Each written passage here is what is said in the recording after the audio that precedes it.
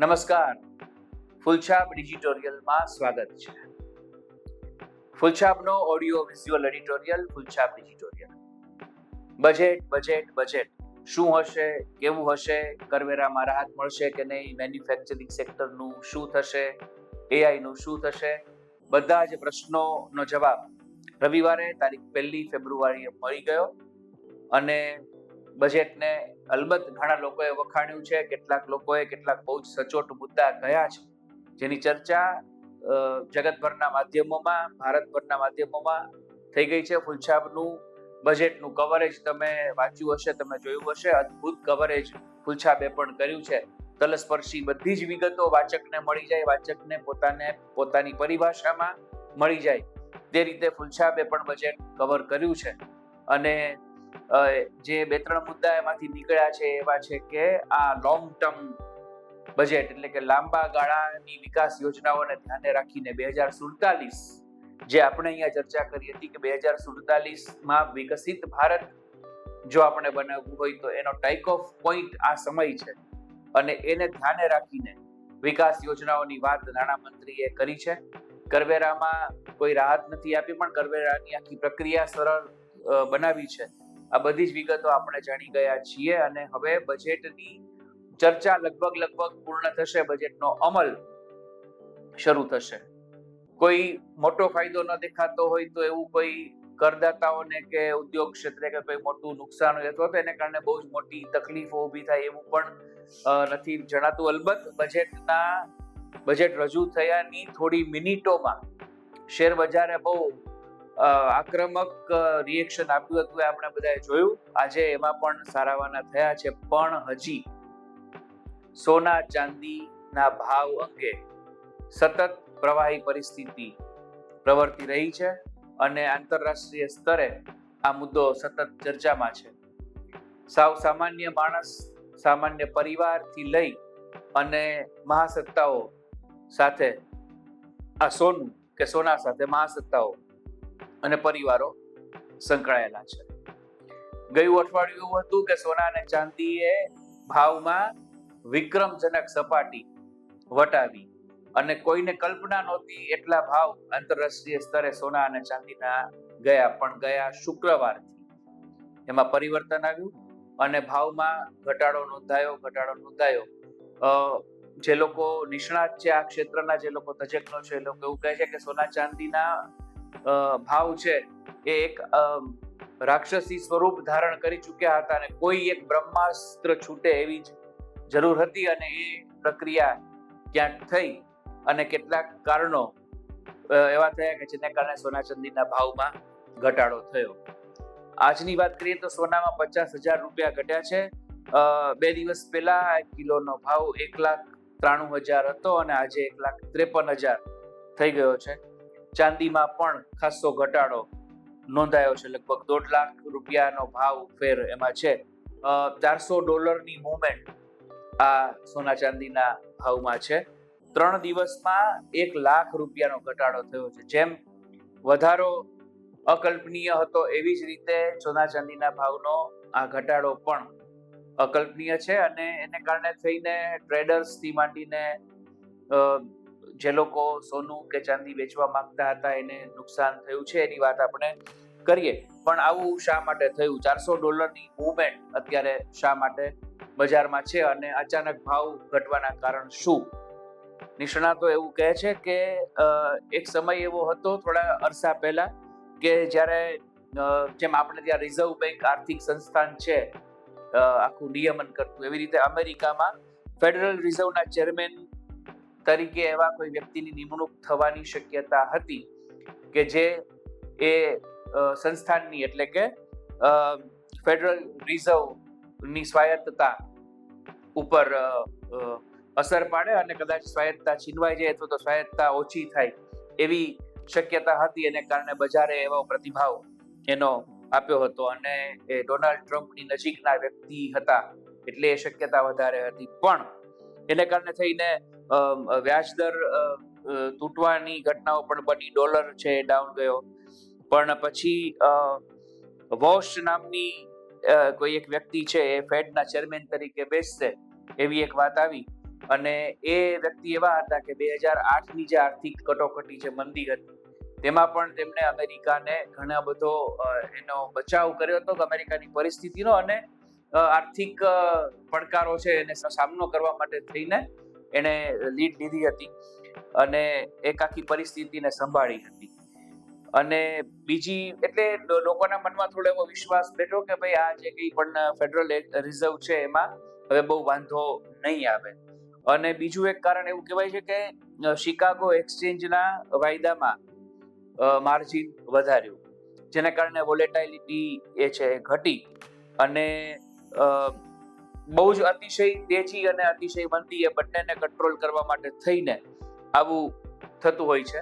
અને માર્જિન વધ્યો એને કારણે થઈને તેજી મંદી એની પરિસ્થિતિ છે સ્થિર થઈ અને એને કારણે એવું કહેવાય છે કે ફેડના ગવર્નરને લીધે ડોલરમાં અત્યારે તેજી છે. આ આંતરરાષ્ટ્રીય કારણ છે.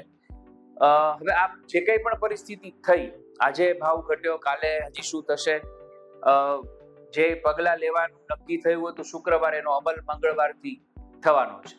એ દરમિયાન જે કંઈ પણ થયું છે એ છે કે સામાન્ય માણસો, ઘણા આપણે ત્યાં એવા લોકો હોય કે જે લોકો પ્રસંગો માટે જ સોનું લેતા હોય એવું ન હોય. જનરલી આપણે ત્યાં એક એવી પ્રથા છે કે સોના ચાંદી એટલે સોનાની જે કંઈ સોનું અર્પણ કરવાની, આપવાની જે વાત છે એ લગ્નમાં હોય. અને મધ્યમ વર્ગના પરિવારો છે એ પોતાના સંતાનો જન્મે ત્યારથી આ તો આને લગ્નમાં કામ આવશે એમ કરી અને પોતાની શક્તિ મુજબ, ક્ષમતા મુજબ સોનું ખરીદી અને બેંકના લોકરમાં કે પોતાની પાસે રાખતા હોય.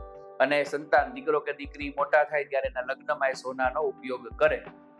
હવે જે કંઈ પણ સોનાના ભાવ હતા ત્યારે તો લોકો અંદરો અંદર મજાકમાં એવું પણ કહેતા, અને એવું થયું પણ હતું કે સોનાના દાગીના છે એ આપવાનું પ્રમાણ થોડો સમય ઘટ્યું અથવા તો ઘટાડવાનો વિચાર લોકોએ કરવો પડે. અને એ લોકો મજાકમાં પણ એવું કહેતા હતા કે ભવિષ્યમાં એવું થશે કે દીકરીને પરણાવતી વખતે સોનું અર્પણ, સોનું ચડાવીએ આપણે એવું કહીએ છીએ, એ કરવાનું જ રિવાજ જ નીકળી જશે, એટલી હદે ભાવ વધી રહ્યા છે. અને એક વર્ગ એવો છે કે જે આના સિવાય પણ જે લે વેચ માટે થઈને સોનું પોતાના ઘરમાં રાખી મૂકે, સોનું અને ચાંદી, અથવા તો કોઈએ ભેટ, બાળક નાનું હોય એને કોઈ પેલા સોના ચાંદીના વાસણ અને ચાંદીના ઘૂઘરા અને ચમચી ને આવું બધું ગિફ્ટ આપતા હોય અને એ રાખી મૂકે અને પછી એ બજારમાં જઈ અને વેચે. અને ઘણા લોકો એમ જ ટ્રેડિંગ કરતા હોય કે પોતાની પાસે એ ઓછા ભાવે સોનું કે ચાંદી ખરીદે ને પછી એમાં ભાવમાં ઉછાળો આવે ત્યારે લોકો જઈને વેચતા હોય. જે લોકોએ ગયા અઠવાડિયે આ પ્રક્રિયા કરી નાખી એ લોકોને ફાયદો થયો છે, પણ હજી ભાવ વધશે એવી ધારણા, એવી અપેક્ષા રાખી અને જે લોકોએ સોનું ચાંદી પોતાની પાસે રાખી મૂક્યા એ લોકોને નુકસાન થયું છે. ટ્રેડર્સને તો નુકસાન થયું જ છે, એ લોકોએ જે ધારણા કરી હતી એના કરતા. પણ આવી રીતે જે ઘરાવ જે લોકો કામ કરતા હોય, સોનું કે ચાંદી રાખી અને પછી એ લોકો બજારમાં લઈ જતા હોય, તો એમને પણ નુકસાન થયું છે. અત્યારની જે કંઈ પણ આ પરિસ્થિતિ છે, આ પેનિક છે, એ શરૂઆતનું પેનિક છે. અને એ જે ફેડ ની વાત થઈ એને કારણે થઈને અત્યારે પરિસ્થિતિ છે. જે અમેરિકાને આપણે જો આમાં મુખ્ય આખું કેન્દ્રમાં આખી વાત જો અમેરિકાને લઈએ તો સોના ચાંદીના ભાવમાં જે કંઈ પણ ઘટાડો થયો એ વાત જુદી છે, પણ અમેરિકાની ભૂ રાજકીય પરિસ્થિતિ, આમ તો અડધા વિશ્વની પરિસ્થિતિ એવી છે, પણ અમેરિકાની પરિસ્થિતિ હજી પણ સ્થિર નથી. અમેરિકા અને ઈરાન વચ્ચેની જે સ્થિતિ છે એમાં બહુ કંઈ સુધારો થયો હોય, કોઈ એમાં વિરામ થયો હોય એવું નથી. ટેરિફ ની પરિસ્થિતિ પણ એમને જ છે, એટલે ટેરિફને કારણે અમેરિકામાં આંતરિક પણ થોડો ઘણો અસંતોષ, નહીં તો નારાજગી છે અને વિશ્વ ઉપર તો એની અસર છે જ. આ સંજોગોમાં હજી સોના ચાંદીના ભાવ છે એ તરત જ સ્થિર થઈ જાય એવી શક્યતા ઓછી જોવાઈ રહી છે. અલબત્ત ઘટ્યા ત્યારે પણ ખબર નથી કે આટલા બધા ઘટી જશે, પણ આ સ્થિતિમાં આપણો પ્રશ્ન તો એ હોય, અમેરિકા એના સ્થાને છે, ઈરાન એના સ્થાને છે, રિઝર્વ બેંક કે પછી ફેડરલ રિઝર્વ એના સ્થાને છે, પણ જે સામાન્ય પરિવાર છે તો સામાન્ય લોકો છે ને એને સોનાની ખરીદી કરવાની હોય તો એ લોકો શું કરે? હજી ભાવ ઘટશે, બજારમાં હજી ભાવ ઘટે ને પછી સોનું લેવા જવાય? આ પ્રશ્ન મોટો હોય. અને આપણે જે કામ કરીએ છીએ એ આવા લોકો માટે, સામાન્ય વાચકો, સામાન્ય દર્શકો માટેની આ ચર્ચા કરીએ છીએ ને એમાં તજજ્ઞો એવું કહે છે કે લગ્ન કે વેવિશાળ કે એવી જો કોઈ ખરીદી કરવાની હોય તો હજી 2-1 દિવસ રાહ જોઈ જઈ અને જે કંઈ પણ ખરીદી કરવાની એમાંથી 25% ખરીદી કરી લેવાય અને પછી પાછી રાહ જોઈ શકાય, પણ હજી ભાવ ઘટશે એમ કરીને આખી ખરીદી સ્થગિત પણ ન કરાય. અત્યારની પરિસ્થિતિએ થોડું સોનું ખરીદી લેવાય. જો 2 દિવસ પછી ભાવ ઘટે તો સદનસીબ, તો આપણને સસ્તું સોનું મળી શકે, અને જો ન ઘટે તો પણ જરૂરત મુજબનું સોનું છે તો આપણા ઘરમાં આવી જ ગયું હોય. આ સલાહ ન તો રિઝર્વ બેંક આપે, ન તો અમેરિકા આપે. આ સ્થાનિક વર્તુળો અને આપણા જે વેપારી મિત્રો હોય એ લોકો પોતાના અંદાજ મુજબ કહેતા હોય, એટલે આ અંતિમ સલાહ પણ ન માનવી. પણ આ પરિસ્થિતિ અત્યારે છે અને સોના ચાંદીના ભાવ લગભગ છેલ્લા 10 દિવસથી આખા વિશ્વમાં જેમ યુદ્ધની ચર્ચા છે, ગ્રીનલેન્ડની ચર્ચા છે, વેનેઝુએલાની ચર્ચા હતી, એમ અત્યારે સોનું ચાંદી છે કેન્દ્રમાં જેને સોના ચાંદીની ચર્ચા છે.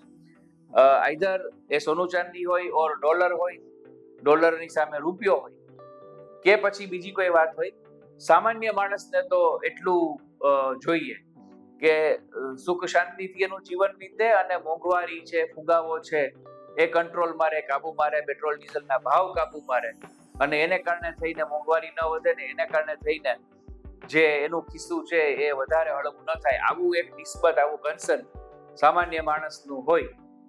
એટલે આપણે પણ આખી ચર્ચાને તો અંતે એ જ લાવીએ કે સોના ચાંદીના ભાવ હોય કે ક્રૂડની વાત હોય કે રશિયા અને અમેરિકાની વાત હોય કે યુરોપીય સંઘ અને અમેરિકા વચ્ચેનો કોઈ વિખવાદ હોય, સર્વે ભવંતુ સુખીના સર્વે સંતુ નિરામયા એ જે છે કે નાગરિક, જે સામાન્ય નાગરિક જે છે, જે નોકરિયાત વર્ગ છે, મધ્યમ વર્ગ છે, ખેડૂત છે, વેપારી છે, આ લોકોના જીવનમાં કોઈ નકારાત્મક પરિવર્તન ન આવે તે રીતે બધું જ થાય એ જરૂરી છે. પણ આ પણ એક ઈચ્છા છે, બાકી તો જે થવાનું હોય એ થઈને રહેશે. ફૂલછાપ ડિજિટોરિયલમાં આજે સોના ચાંદીના ભાવ વિશે આ વાત. આજે આટલું. ફરી નવા સંવાદ સાથે મળશું. ફૂલછાપનો ઓડિયો વિઝ્યુઅલ એડિટોરિયલ, ફૂલછાપ ડિજિટોરિયલ.